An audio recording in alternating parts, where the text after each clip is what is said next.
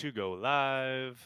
Waiting to go live. Hey, you're live, or so it tells me. What's up, everyone? Aaron Nagler here with Cheesehead TV, coming to you live from the LiveX studio in Midtown Manhattan. How is everybody? Hope everyone is having a great Tuesday. The Packers players are off. The coaches are working hard. We take no days off here at Cheesehead TV. Obviously, want to give a shout out to our friends at Festival. Don't leave your hunger on the sidelines. Tackle it the right way at Festival Foods, the grocery and tailgating headquarters of the Green Bay Packers. From their fan favorite Festy burgers to must have game day wings and the legendary towering T Bone, Festival Foods has everything you need to make your next tailgating party a touchdown. Want more mouthwatering options? Explore all of their game day worthy food at festfoods.com/tailgating. What's up, Teddy? How are you? Good to see everyone jumping on board here. Fine folks in the house. Yo, Tony, how are you? Brett, good afternoon. If you have a moment after you're done here, make sure you check out Three Keys to Beating Washington. Just put it up on the channel. Obviously, it'll be around whenever we're done here. Good to see everybody jumping in. When is Danny Vitale time, Ross? Oh, I wish I knew. They tried him on that wheel route. I think if it wasn't in the snow, etc., they probably would have had a better shot. But that was about it for old Danny on Sunday afternoon. I hope he gets a few more looks Sunday afternoon in Lambeau Field. I'm here. No need to fear. I hear you, Nate. What's going on? Hello from Alaska. What's up, Silas? Hello from New York. How you doing?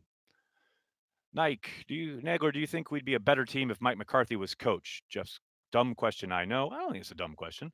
I think it would be very interesting to watch Mike McCarthy with this assemblage of talent. But that had run its course. It's been well covered.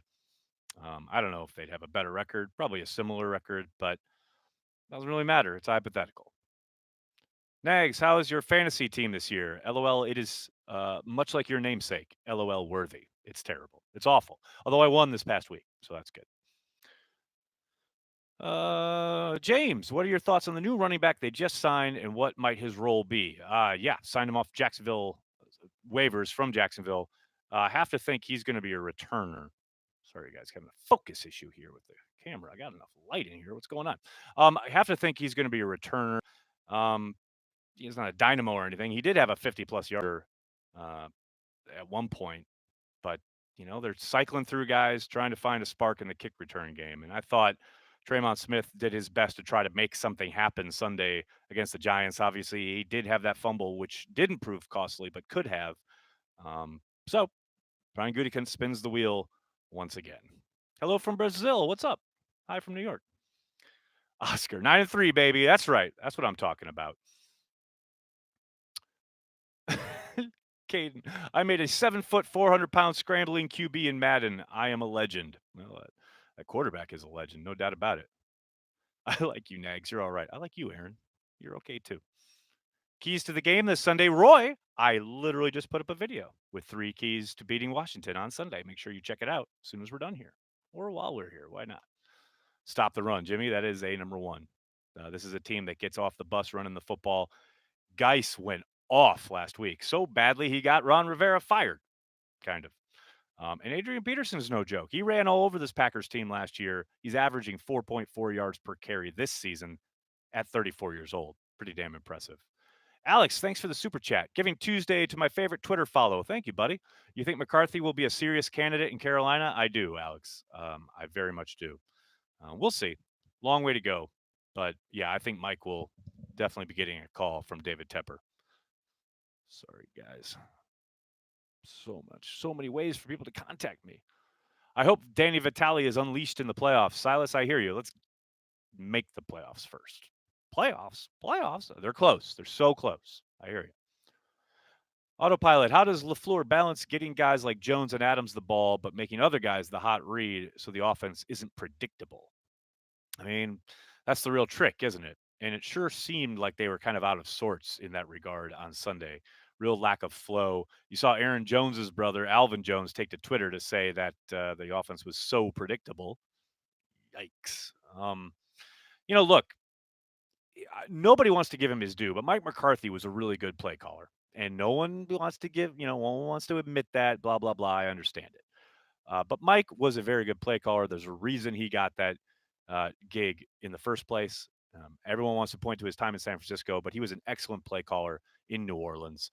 You go back to Mike Holmgren, excellent play caller. Mike Sherman was actually a decent play caller. I wouldn't say he was on the same level as those other two Mikes, but he was a good play caller as well. LaFleur has not done it a lot. Literally his second year calling plays in the NFL. So it's going to be expected that it's going to take some time, especially since he's trying to incorporate not only the offense that he's kind of grown up in, the Kyle Shanahan mode model, but also trying to incorporate everything Aaron Rodgers wants to hold over from his time with Mike McCarthy. Trying to put that stew together is, taking some time. And I don't think that should be a surprise to anybody. But just strictly as a play caller, feeling the game, knowing when to try and change things up or when to hit, certain concepts to try and take advantage of maybe what the defense is doing, etc. It fits and starts with LaFleur. You've seen some, flashes of, okay, I think this guy's getting it. Then you've seen Sunday where it just seems like can't get out of his own way. I think it will come with time and with experience. And the only way to do that is to take your lumps. And we're going to be along for the ride, no doubt about it. Why do quick slants work against us, but we don't employ them on offense? Well, if you'll notice how often the Packers defensive backs play off, I wish they'd play up on the line of scrimmage more. You'd probably see fewer quick slants. But when you're afforded that opportunity as a quarterback, you're going to take it. Uh, it sure seems, now this, I don't have an official count, but it sure would seem that the Packers are afforded the opportunity a lot less. Now, I would love to see slants called a little bit more. I'd love to see slants actually thrown a little bit more when they are called. But yeah, to me, the number one factor is the fact that the Packers leave a whole lot more cushion than their opponents do. Uncultured, what's up, man? Nags, the Packers have to scheme and play better, but wasn't it sweet watching the Vikings lose on Monday night in the most Vikings way ever? Plus, Booger is really terrible on commentary. I'll leave the Booger thing alone. He's been hammered enough. But yeah, it's always a great day when the Vikings lose, especially in heartbreaking fashion. You hate to see it. Was MVS used to pull coverage to open up Lazard and Adams underneath / opposite side? I don't think that's strictly the case. I think there's no doubt he is used in that regard on occasion, but I don't think that's his only usage. I don't think that's the only way they try to utilize him. Certainly would seem that Rodgers doesn't look for him a whole lot. He did have his guy beat up the right sideline by at least 2 steps, and Rodgers underthrows the ball. If he just lays it out in front of him, it's probably a touchdown. It's frustrating for us on the outside watching those two just unable to connect, and you have to think our frustration doesn't come near what they're feeling. And it goes all the way back to training camp. If you guys remember, Rodgers tried taking deep shots to him almost every day, and almost every day they couldn't connect. So I don't know what it is between the two of them, but hopefully they get it sorted out either towards the end of down this stretch here this year or going into next year. John, thank you for the super chat. If Green Bay didn't hire LaFleur, then who gets it in your opinion? It's a really good question, especially in light of Murphy's comment that no one really blew them away. I think they would have had a second round of interviews. And after that, there's really no telling.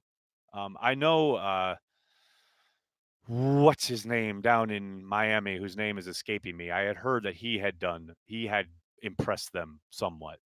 He was probably closest to maybe getting that call that LaFleur got, but no real way of knowing. I like Rodgers' body language on the field, the lows and the highs. Well, you should write to Bob McGinn. But do we really want a bye week? That's a great question. I mean, the obvious answer is yes. You want the bye week to get healthy, rested up, etc.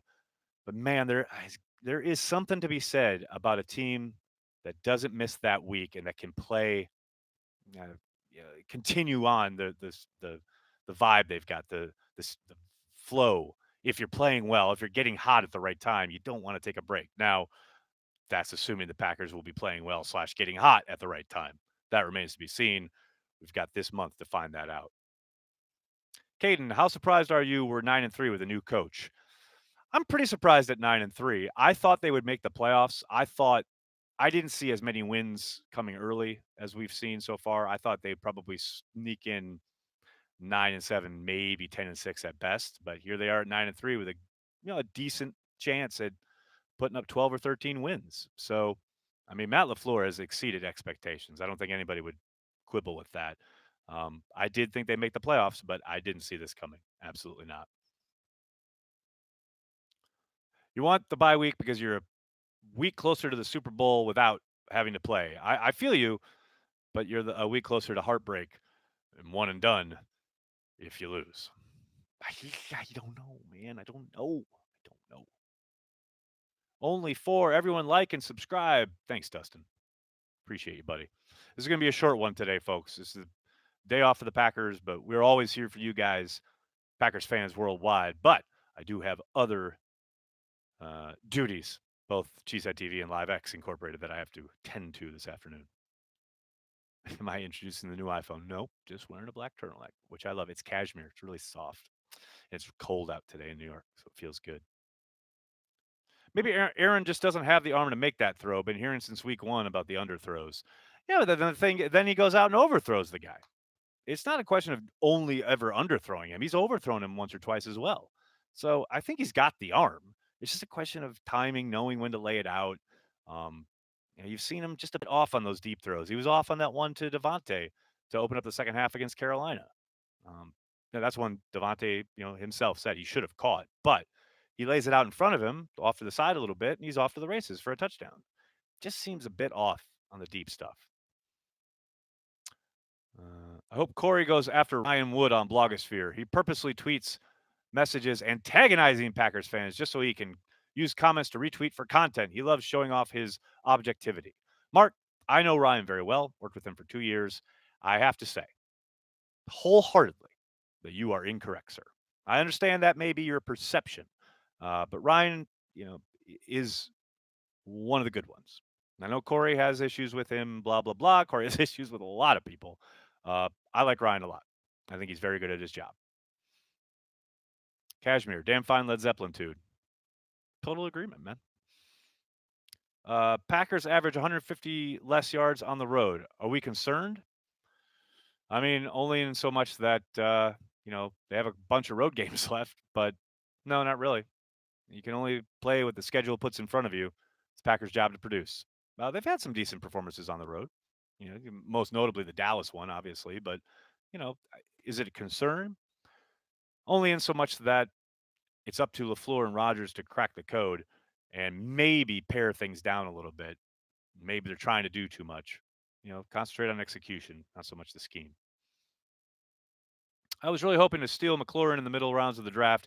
He would have fit nicely into our offense. Very polished route runner already. Patrick, he is mentioned in my 3 keys to beating Washington just up on the channel. Make sure you check that out afterwards. I very much agree. Would have looked nice in the green and gold. Unfortunately, he's not. He's wearing the burgundy this weekend. But he is a legit talent and a major concern heading into this game, no doubt. What about Ian Kenyon's tweet regarding A-Rod's unwillingness to take risks? Zach, I've had a little back and forth with him this afternoon. Look, whatever. I get it. I get the frustration of watching Rodgers in the moment, hold the ball, throw it away, not take a shot, etc. Just feels like an odd take coming out of that game in particular. A game where we saw Rodgers 2 or 3 times take deep shots, aggressive shots on 3rd and short. And I know that wasn't Ian saying that, but, Rodgers is damned if he do, damned if he doesn't. He takes these shots, and he's still getting called not aggressive enough. Can we all just step back and appreciate how awesome it is to have Aaron Rodgers as our quarterback? That's where I'm at. 99 yards to get to 31st in punt return yards. How did we go from Ron Zook to something worse? How did that happen? And here's the thing. They're not getting the, back-breaking penalties. They've actually cleaned that up for the most part. It's just a complete lack of execution. It's just so hard to watch. Can Josh Jackson return punts? He did it at Iowa. Can he? Sure. Will he? I doubt it. But we'll see. Maybe he'll be given a chance this week in practice. Start getting the answer to that tomorrow. All right, everybody. I'm going to have to jump. Thank you so much for all the questions. I'm sorry if I couldn't get to yours. Nice to see 263 people here while the Packers have an off day. We don't take any days off here at Cheesehead TV. We don't take any days off talking about Festival Foods, our new sponsor here at Extra Cheese. Don't leave your hunger on the sidelines, people. Tackle it the right way at Festival Foods, the grocery and tailgating headquarters of the Green Bay Packers. From their fan favorite Festy burgers to must have game day wings and the legendary towering T Bone, Festival Foods has everything you need to make your next tailgating party a touchdown. Want more mouthwatering options? Because I know you do. Explore all their game day worthy food at festfoods.com/tailgating. And if you like what we do here at Cheesehead TV, not only support our sponsors, but please consider giving us $5 a month on our Patreon, patreon.com/cheeseheadtv. See all these cameras, drapes, the lights, everything. That doesn't just happen. Your support goes a long way in making all that happen. Thank you so much, everybody. I'll talk to you guys tomorrow. Go Pack Go.